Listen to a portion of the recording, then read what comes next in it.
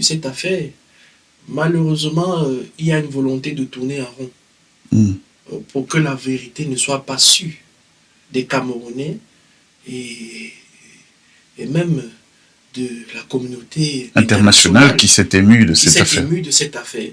Alors, je voudrais dire que sans possibilité de me tromper, je voudrais le dire d'autorité, je voudrais le dire de manière à ce que des magistrats puissent conduire avec une indépendance totale le reste des travaux.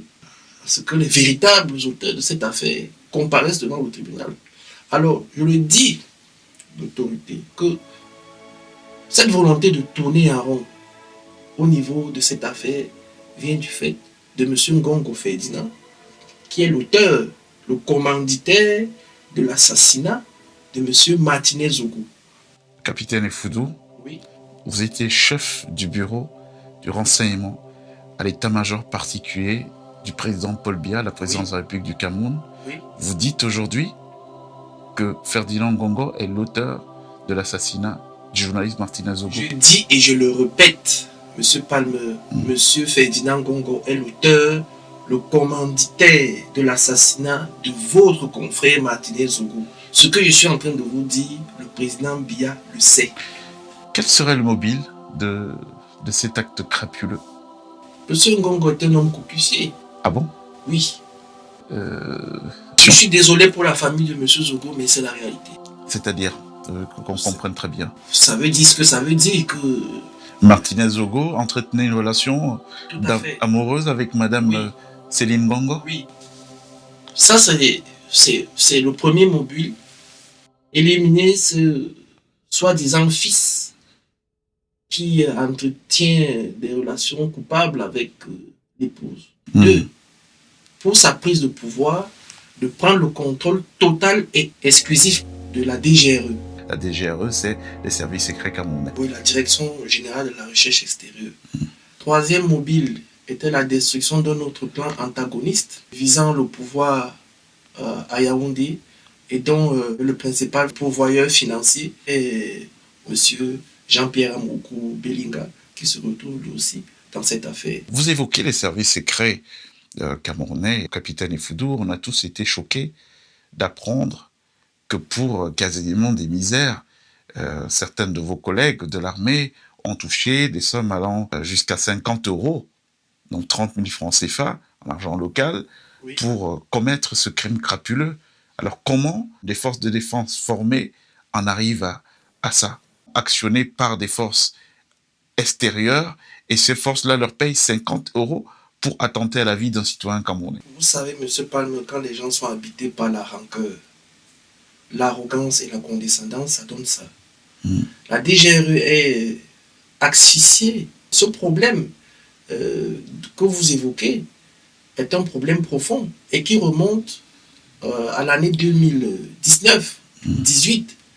Parce qu'à la réalité, M. Ngongo a voulu le contrôle de la DGRE depuis 2019, la tête de M. Eko depuis 2019. Eko qui était le patron des services secrets camerounais. Oui, il a voulu la tête de ce monsieur depuis 2019. Et pour cause? La cause, c'est que M. Eko, je ne suis pas son avocat. Non, je ne suis pas là pour défendre ou bien pour prendre parti. Je donne des faits. M. Eko avait été mandaté par le président de la République pour évaluer un certain nombre d'informations liées à l'organisation de la Coupe d'Afrique des Nations qui devrait avoir lieu l'année 2019.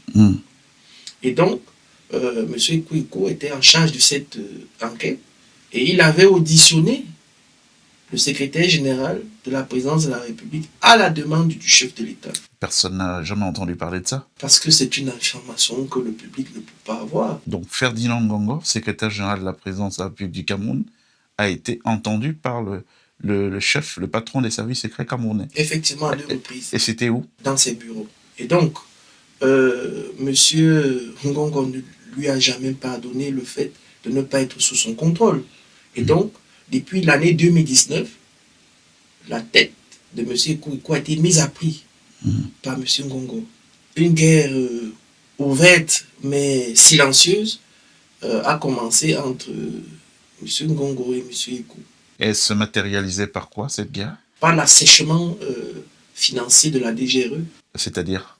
Les lignes budgétaires de la DGRE ont commencé à souffrir. Qui a le pouvoir de sucrer les budgets des services secrets d'un pays comme le Cameroun? Bien évidemment, le secrétariat, le secrétaire général de la présidence de la République. Et là, je convoque le décret numéro 2011-412 du 9 décembre 2011 portant réorganisation de la présidence de la République.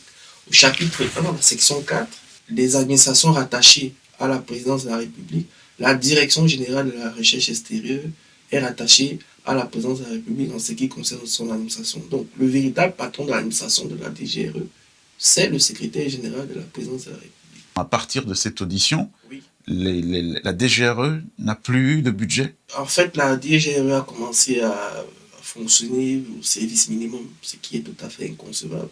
Et le président n'était pas informé de cette situation? Ça, je ne saurais le dire, mais si nous avons été au courant, c'est certainement le président de la République était au courant.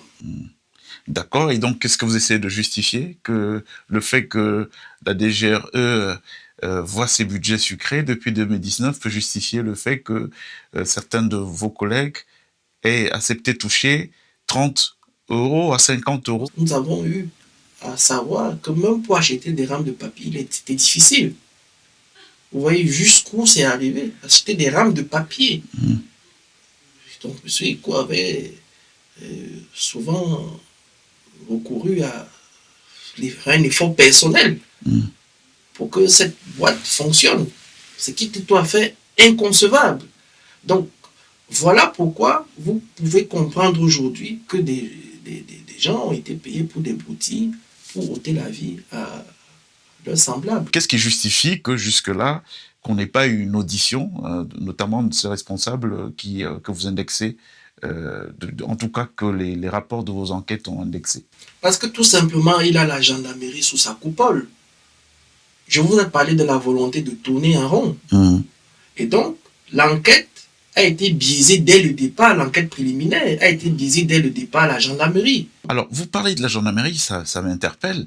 On a vu récemment auditionné par le tribunal militaire le colonel Otoulou, Jean-Pierre, dont l'audition d'ailleurs a suscité quelques émois dans l'opinion. Vous en parliez dans la dernière émission, on avait survolé ça un tout petit peu. Est-ce que vous pouvez nous préciser un peu le rôle que des gens comme ça ont pu jouer dans le cadre de cette affaire Martinez-Zogo? Je vous ai dit lors de notre dernier entretien que ça participe, le fait de contrôler ou alors d'avoir de l'emprise sur des services de sécurité, ça rend ridicule, comme ce que vous entendez aujourd'hui au tribunal militaire concernant un officier supérieur de la gendarmerie.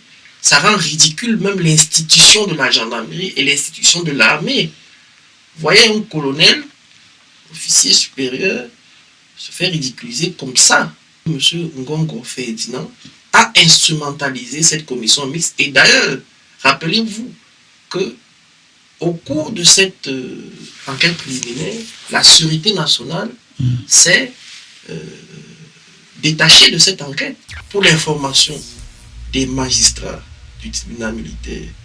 Leur dit pourquoi est-ce que les compagnies de téléphonie mobile n'ont pas coopéré dans cette enquête, parce que M. Ngongo a fait pression sur la direction générale de l'Antique afin que les compagnies de téléphonie mobile ne coopèrent pas à cette enquête.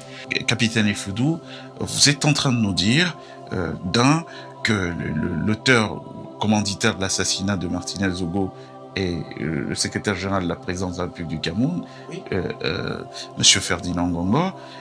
Et vous nous dites aussi que... Qu'est-ce que vous voudrez dire aux Camerounais ou aux juges d'instruction qui sont au tribunal militaire aujourd'hui mobilisés autour de cette affaire depuis 3 ans bien?